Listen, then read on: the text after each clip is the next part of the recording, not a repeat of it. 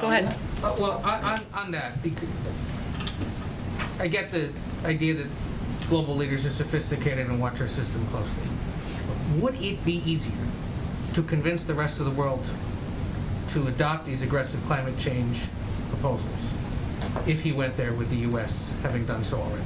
Well, Ed, as the president has said, it would be his preference. Yes, that's why we're pressing so hard. That's why the president has space in his schedule to move forward and move his economic agenda forward. But it is also important to note that we have made a significant amount of progress, and we are almost there, and that the president is on the verge. We are all on the verge of passing a bill that is the largest investment in addressing the climate crisis in history. And of course, global leaders take note of that too.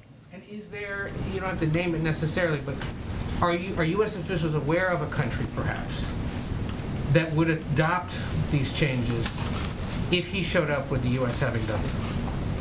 Not that I'm aware of that are looking for a vote in order to move forward, no. And just a clarification, another follow-up to that. Sure. The fact that the schedule is still a little in flux, it's unclear who else he might be meeting with on the margins. Is that because... You mean on the trip? Yeah, on the trip, yes, not here. On the Yeah. margins, he's going to meet with all sorts of people. So. Yeah. Just look out your window, see who's coming down. We'll be doing that, yes. Is that because of sort of pandemic-related scheduling issues and planning issues with this meeting, or is it?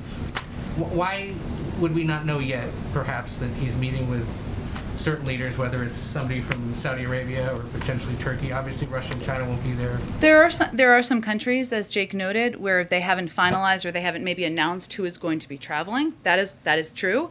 It is also true that we were working through a variety of engagements on a couple of the topics that Jake mentioned, including the supply chain and other issues that are a priority to the president here at home, and we're working bilateral meetings around those as well. So it's nothing more than a typical lead up to a trip scheduling process, but there are some, of course, changes where some people are remote or we're looking for the final delegations as well. China